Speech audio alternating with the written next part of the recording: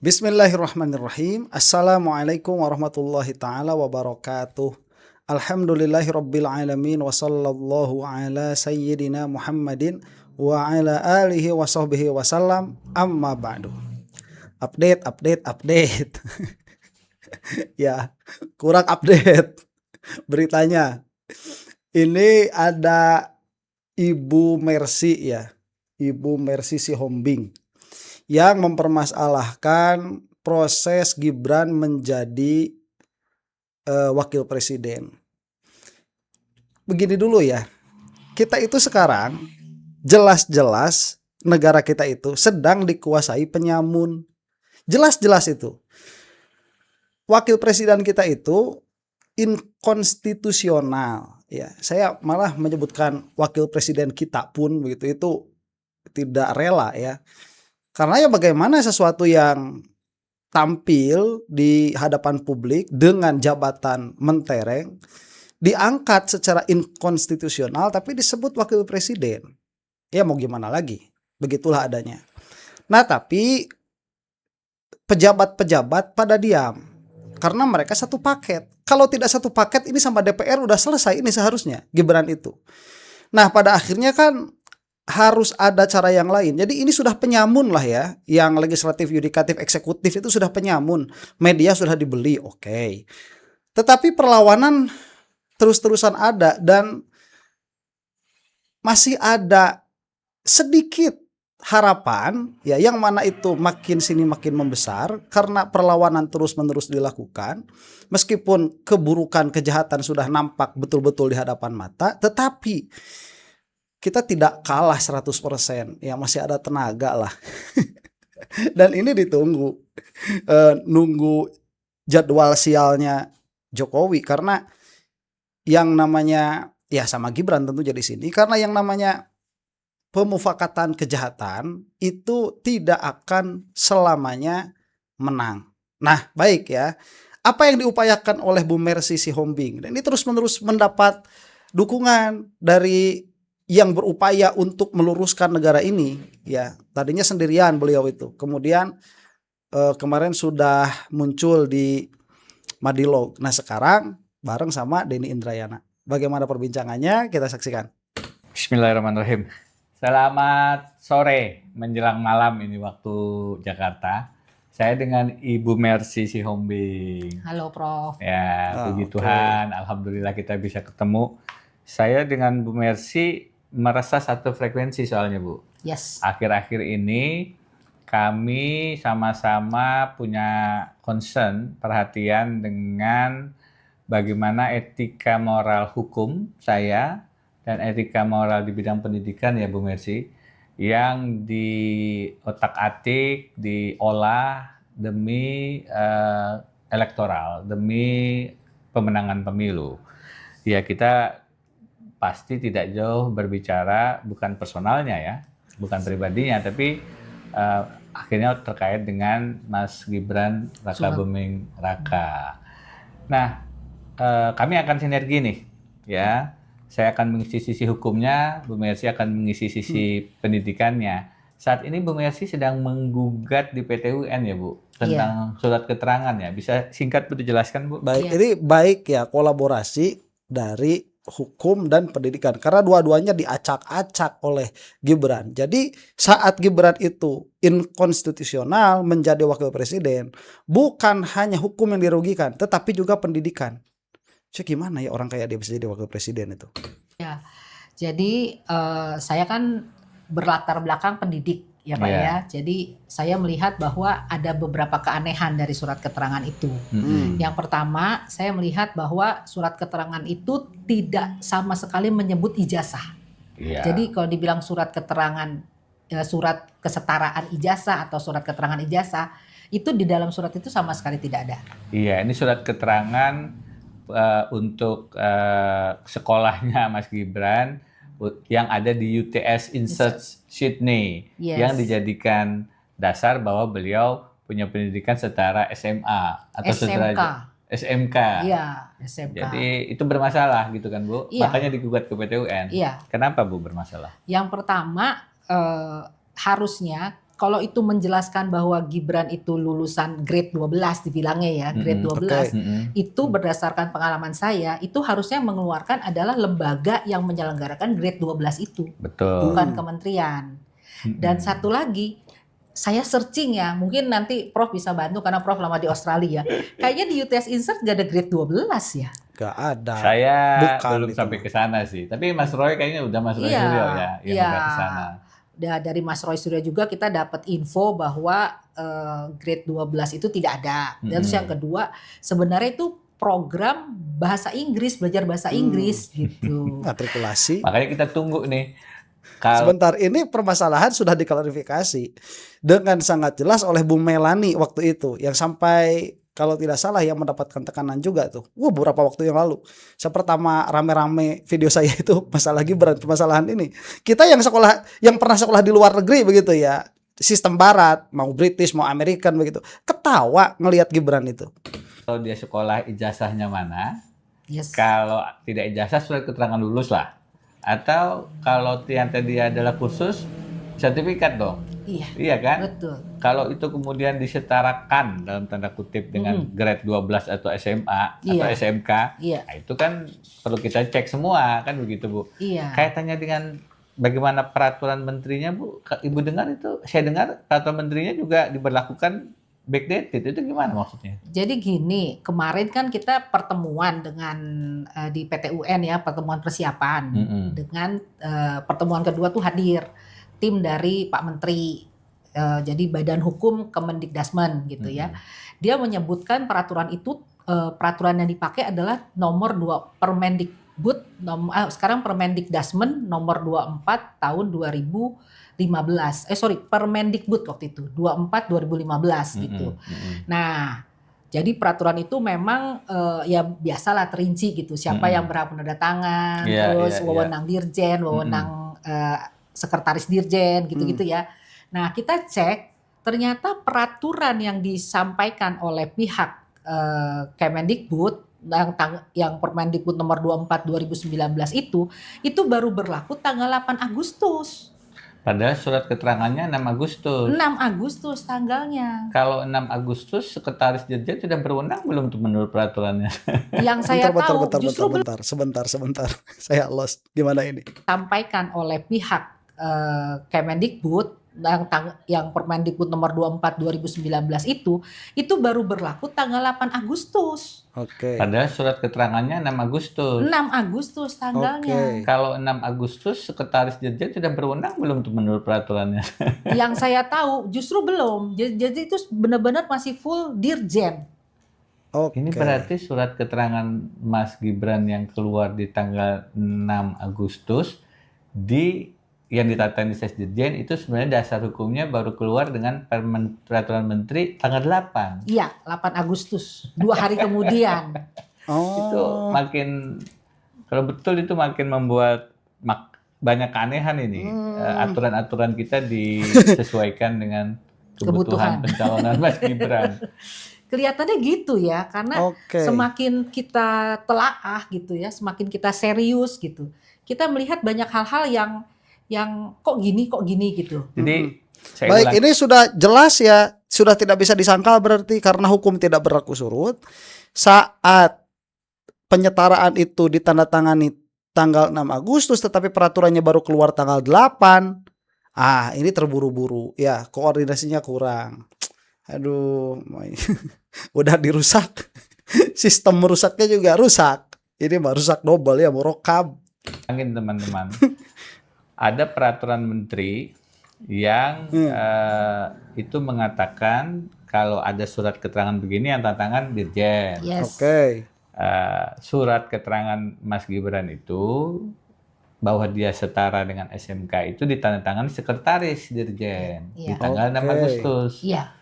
Peraturan menteri yang mengatakan sekretaris dirjen bisa tanda tangan itu menurut kajian Ibu Mercy tanggal 8. Itu baru terbit tanggal 8 Agustus 2 hari kemudian. Iya, benar. Berarti surat keterangan Mas Gibran kalau dicek dengan kronologis waktu itu Tidak sah dong. Karena Mm-mm. ditandatangani oleh yang Penanda belum tanganannya berwenang tidak dong. sah. Oke. Ya karena itu kita datang ke PT UN gitu loh. Oh. Artinya kita mau benar-benar mau meminta kementerian membuka ini semua gitu. Baik. Bisa Oke. aja kan kita yang salah persepsi, bisa kan? Betul. Gitu. Baik, Betul. Jadi, sebentar. Ini menarik ya. Jadi, siapa yang menandatangani surat penyetaraan Gibran? Sekretaris Jenderal, Sekretaris Dirjen. Kemudian siapa sebetulnya yang berhak untuk menandatangani itu? Dirjen. Ya, Sekretaris Dirjen itu tidak memiliki hak untuk menandatangani. Tetapi 2 hari kemudian ada peraturan yang mengatakan Sekretaris Dirjen boleh menandatangani. Nah, berarti saat penandatanganan yang dipakai untuk kontestasi politiknya Gibran tanggal 6 Agustus itu tidak sah untuk dijadikan syarat pemilu. Kenapa? Karena penyetaraannya sendiri tidak sah. Jadi penyetaraannya tidak sah karena peraturannya mengatakan yang berhak menandatangani hanyalah Dirjen. Baik ya, ini menarik. Aduh, kalau kita runut dulu ya, di dalam permasalahan sidang Jokowi, itu kan sama tuh, ada ketidaksesuaian di antara rencana mereka dengan administrasi. Rencananya Jokowi itu ingin supaya Roy Suryo dan Dr. Tifa langsung masuk ke pokok perkara, kemudian penjara. Pengennya kan begitu. Tetapi supaya ada drama dulu, eksepsi dari Dr. Tifa diterima. Nah, eksepsi diterima, kemudian kejaksaan melakukan revisi, kemudian nanti itu akan dieksepsi lagi oleh Dr. Tifa, tetapi eksepsinya tidak akan dianggap, langsung ke pokok perkara, pembuktian, penjara. Itu pengennya begitu. Tetapi ada orang dalam di pengadilan nih yang tidak memasukkan pasal 75 ayat 4. Sehingga secara hukum pengadilan, jaksa penuntut umum tidak memiliki hak untuk merevisi. Karena itulah pra peradilan. Jadi rencananya A, tapi di dalam legalnya itu ada yang kurang, ada yang kurang. Ini sepertinya disengaja. Kan? Ada kejahatan begitu. Karena yang ngurusnya bukan Jokowi langsung, yang ngurusnya itu bawahan-bawahannya. Dalam permasalahan ini sepertinya juga sama. Jadi yang menandatangani Sekretaris Jenderal, harusnya kan peraturannya dulu. Tetapi ini malah tanda tangannya dulu. Ini disengaja sepertinya supaya besok lusa bisa menjadi senjata. Dan sekarang ketahuan duluan oleh Bu Mercy ini. Nah, ini sudah terjadi maladministrasi secara pasti ya, secara pasti. Oh, nanti tergantung PT UN. Enggak, ini secara pasti sudah demikian. Logikanya sama dengan Pak Bonatua itu, ya. Logikanya sama. Yang datang ke KIP untuk meminta UGM agar mengeluarkan proses keluarnya ijazah Jokowi kalau ada. Nanti kan diputus oleh KIP harus dibuka, kemudian UGM banding, PT UN menolak. Itu sudah sesuai dengan logika nalar publik, sudah demikian. Ini pun sama. Ini sudah logika nalar publik dan ini akan benar seharusnya. Ya, kalau PT UN memutuskan sebaliknya malah akan aneh. Oke, kita teruskan dulu. Itu sebabnya sekarang Ibu Mercy mengajukan gugatan ke PT UN. Yes. Objek gugatannya, objektun namanya, itu surat keterangan yang dikeluarkan oleh Kementerian Pendidikan dan Kebudayaan ini, yang menjadi dasar bahwa sekolah Mas Gibran di UTS Insert Sisne itu setara dengan SMK, SMA sederajat begitu. Iya, itu juga menimbulkan pertanyaan karena suratnya bunyinya adalah yang bersangkutan mempunyai pengetahuan. Sementara saya sebagai kepala sekolah lah bilangnya gitu ya, itu tuh nggak bisa kita cuma nilai pengetahuan aja, harus komplit, ada afektif, ada psikomotoris, ada kompetensi gitu. Nah, surat keterangan ini berbunyi pengetahuan, karena itu saya datang melalui surat ke Menteri waktu itu, saya tanya ini dasar hukumnya apa, regulasinya apa, tim asesornya siapa? Timnya harus ada juga. Iya dong, yang kok bisa bilang ini sama dengan kelas 12. Bukan sama, setara tamat. Berarti dia udah tamat gitu loh. Nah, ini kan sekolahnya ini, SMA-nya ini di Singapura, terus juga di Sydney. Berapa tahun deh sekolah itu untuk SMA ini? 4 tahun jangan-jangan. Mungkin ya, tapi hitung-hitungannya kan gini, hitung-hitungannya kenapa yang UTS insert yang menurut orang-orang yang udah datang ya, jadi ada beberapa orang yang sudah datang ke sana gitu, itu dipaksakan kalau menurut saya. Iya, jelas Menjadi pencetaraannya. grade 12. Artinya pendidikan dia yang lain-lain itu cuman sampai grade 11. Itu kan kalau tidak salah disebut akuntansi peminatan akuntansi dan keuangan. Kita pengen lihat tuh apa mata pelajarannya apa aja sih khususnya itu. Betul. Barangnya ini sampai sekarang nggak ada nih. Masalahnya nih di buku ini ya ada. Sebentar. Saya mau masuk dulu ke sini nih. Ini ya, tim aksesornya siapa? Bagus karena yang dikeluarkan penyetaraan itu kan template ya. Jadi sudah begitu formatnya bahwa yang bersangkutan memiliki pengetahuan. Nah, ini baru berlaku apabila penyetaraannya itu lewat paket C. Ada paket C-nya dulu, kemudian lulus ujian, kemudian nanti didaftarkan, baru ada keluar yang bersangkutan memiliki pengetahuan. Siapa asesornya itu? Atau kalau dulu bahasanya uji faktual, siapa pengujinya? Ya, yang mengadakan paket C tersebut. Sekarang Gibran itu kan langsung tuh dari UTS InSearch ya, atau dari mana tuh, MDIS ya kalau saya tidak salah ingat, dari Singapura. Datang ke Indonesia, tidak ada apa-apa, tiba-tiba dikatakan yang bersangkutan memiliki pengetahuan setara grade 12. Yang mana saya katakan tadi ini permasalahannya permasalahan prinsipil sebetulnya. Karena harus ada di situ untuk menjadi seorang pejabat harus memiliki pengetahuan nasional ya. Standar nasional begitu kita bilangnya SNI. Gibran gak lulus SNI lah gitu kita bikin judul ya. Gibran tak lulus SNI. Baik, kita lanjutkan. Wapres tak lulus SNI.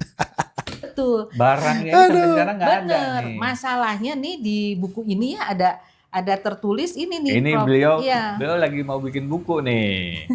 Wah, judulnya lumayan. Gibran boneka Pinocchio Jokowi. Ada tanda tanya loh. Iya. Nah, Jadi anak dipolitisasi sama Jokowi. Di buku ini gimana, Bu? Iya, jadi di sini saya uraikan, Prof. Ya nanti bisa lihat gitu ya. Bahwa untuk membuat surat keterangan itu ada lampirannya. Nah, lampiran itu baru dibuka saat Komisi Informasi Pusat membuat putusan ini bukan informasi yang dikecualikan. Betul. Jadi dari 2016 ini dibikin, baru 11 Maret 2026 dibuka. Jadi 7 tahun ini tidak dibuka. Dianggap itu rahasia padahal yes, enggak. Betul, benar. Nah, di sini kan masalahnya dicentrang semua, Prof. Jadi dia punya ijazah, dia punya raport. Ini nggak terlalu kelihatan ya, dia punya ijazah, dia punya raport. Mungkin di nanti ada. Nggak apa-apa. Terus? Iya. Terus pokoknya persyaratan-persyaratan resmi gitu. Nah, itu saja sudah menimbulkan keingintahuan saya gitu. Mana sih berkasnya lengkapnya? Beneran nggak sih dia punya raport 6 semester untuk menyatakan tamat kalau SMK? Kalau ijazah, saya udah bikin sayembara nih. Lumayan ya. Saya hari Minggu kemarin, ini sudah Rabu nih, jadi udah 4 hari nih. Kok nggak ada ya yang tertarik menunjukkan ijazahnya Mas Gibran? Ada apa nggak barang ini nih? Kayaknya harus Mas Gibran sendiri deh. Kalau Mas Gibran mau dapat uang 100 juta. Ala receh ya tuh. Ketemu dengan teman-teman obor. Duit parkir buat ya? Gibran Iya. segitu. Mereka tambahin 99 juta. Wow. Wah. Jadi sekarang 199 juta nih. Udah saya tunggu-tunggu belum ada yang ikut serta sayembara menunjukkan ijazah asli Mas Gibran untuk SMA-nya. Yang setara lah. Mau UTS insert kayak apa kayak kita tunggu. Tapi kalau ada barang itu mestinya cepat aja keluar nih. Jangan gimana nih kita? Ada apa enggak nih? Ya sebenarnya yang punya itu logikanya kan Mas Gibran. Mas Gibran. Waktu dia wali kota Solo, dia tunjukkan di depan wartawan ijazah S1-nya. S1. Bukan SMA. Persis. Bukan SMK. Artinya waktu itu dia bilang daripada debat ini saya tunjukkan aja. Nah sekarang yang ijazah SMA-nya kok enggak. Emang enggak ada. Makanya inilah bentuknya surat keterangan. Saya baru menyadari itu setelah Pak Bonatua, pemenang gugatan Komisi Informasi Publik itu memposting April, surat keterangan dan ini sebenarnya lampirannya. Dan di lampiran ini, Prof, aku ngelihat ada lagi keanehan. Kan ini banyak persyaratannya ya. Nanti mungkin teman-teman bisa googling lah ya, karena ini udah seliweran lah di mana-mana. Iya. Di situ masih ada kolom kosong, yakni kayak referensi dari kedutaan besar di negara tersebut. Oke. Nggak ada. Nah, Padahal itu salah satu syarat. wajib. Jadi Kenapa kalau syarat wajibnya ini tidak dipenuhi, surat keterangannya keluar ya? makanya kenapa pertanyaan saya sederhana sebenarnya. Kenapa surat keterangan itu bentuknya analog, Padahal bukan ini digital? tahun-tahun itu sudah digital. Udah 2018 sudah harus digital sebenarnya peraturan presiden gitu. Dan Tak lulus kebetulan SNI. juga saya sempat googling nih yang Australia, apa ada kesulitan nggak ya orang ngambil referensi dari kedutaan Australia gitu. Ternyata di situ jelas kok, silahkan teman-teman bisa googling itu dalam 2 hari bisa Keluar. diterbitkan oleh kedutaan. Ya, Cuman kan intinya gini Prof, masalahnya Sebentar. Ini Bu Mercy ini kalau jadi dosen pembimbing skripsi ya, bisa jadi skripsi kamu gak selesai-selesai. Detail sekali. Waduh, ini galak ya. Aduh maaf ya, saya sebut galak maksudnya. Kan Pak Kasbojo juga sama Jokowi disebut galak, gak apa-apa ya. Bagus. Bagus. Punya dosen kayak gini bisa mengubah hidup itu. Saya punya dulu dosen killer itu mengubah hidup saya. Yang telatan jadi nggak bisa telatan, yang nggak teliti jadi teliti begitu. Aduh, ini sepertinya salah satunya. Coba ada tidak yang menjadi murid atau mahasiswanya Bu Mercy ini? Ya, beliau pendidik, tapi saya tidak menangkap tadi sebagai guru atau sebagai dosen beliau ini. kedutaan di luar negeri kan nggak berani asal-asalan.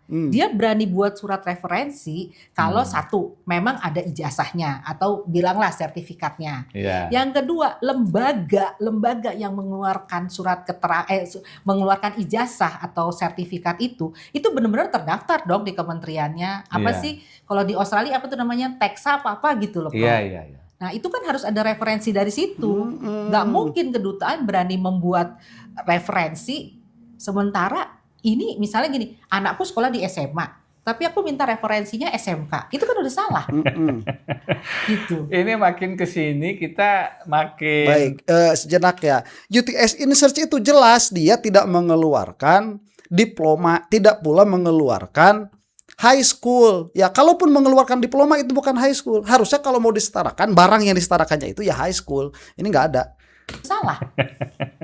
Gitu. Ini makin kesini kita makin ketemu hal-hal yang aneh. Hil-hil yang mustahil. Oh iya, dari pendidikan. Hal yang Mas mustahil. Gibran. Kalau saya dari sisi hukum, Bu. Ya gimana?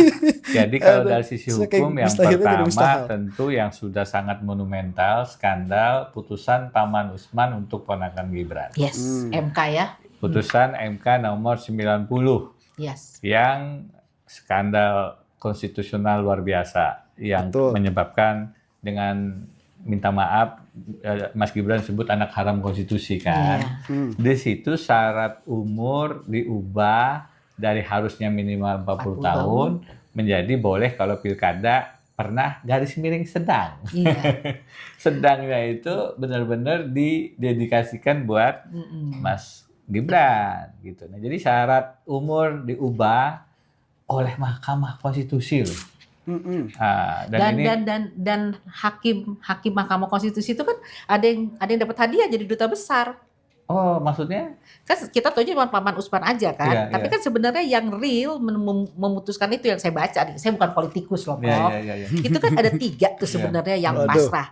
Salah satunya itu dapat hadiah tuh jadi duta besar. Oh begitu. Mm-mm. Tapi poinnya Ini kalau Roy Suryo tidak dicekal ya, udah habis Gibran sedari dulu ini.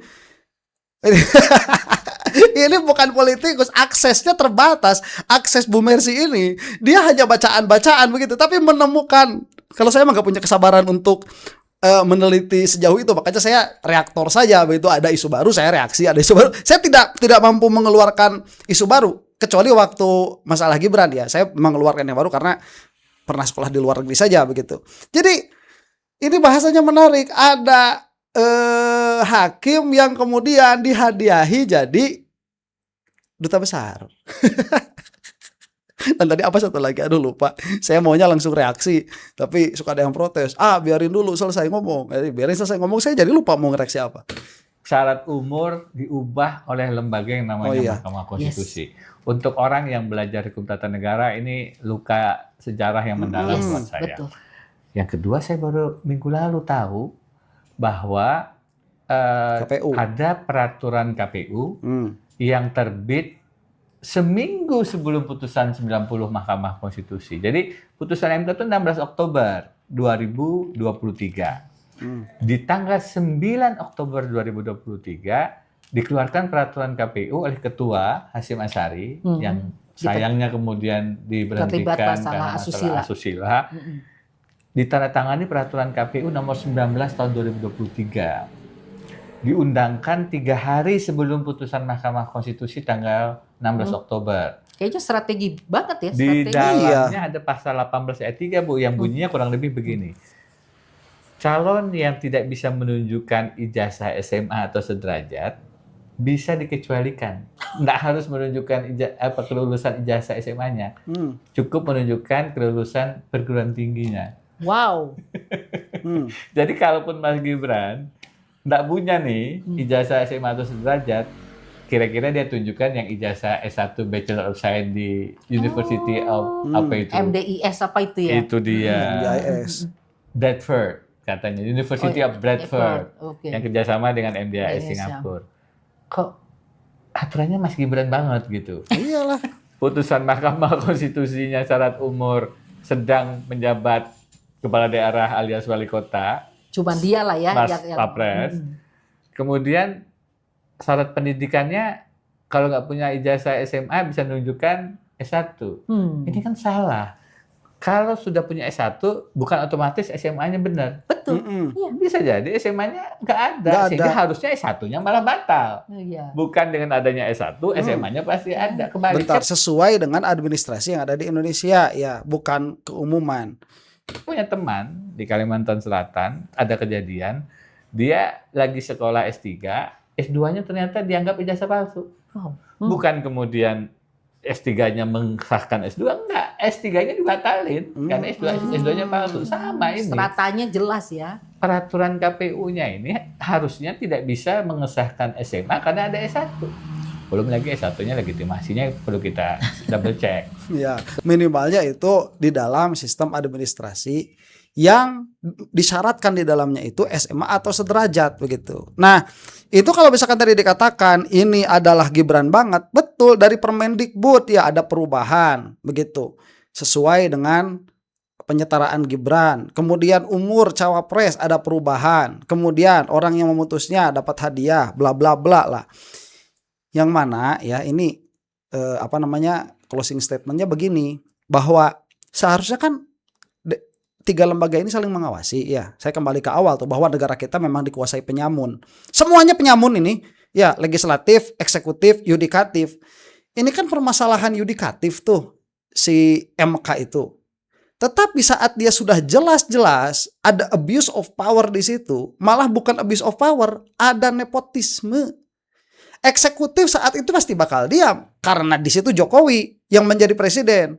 Ya, coba kalau sekarang misalkan adiknya Prabowo atau anaknya Prabowo begitu mau nyalon ya, kemudian diubah-ubah seperti itu. Wah, di zaman Jokowi misalkan, pasti bakal segera dihabisi itu. DPR-nya juga diem. Ya, dan coba lihat rata-rata DPR dulu ya DPR sekarang. Ya. Nah, jadi bagaimana? Ya mudah-mudahan mumpung lagi waktunya doa mustajabah, mudah-mudahan termul baik yang resmi ataupun yang ilegal, baik yang syar'i ataupun yang konvensional segera binasa dari muka bumi Indonesia Raya. Amin. Untuk Anda yang bukan termul, semoga dimudahkan segala urusannya oleh Allah Subhanahu wa taala fid dini wad dunya wal akhirah. Wallahu taala a'lam bissawab. Assalamualaikum warahmatullahi taala wabarakatuh.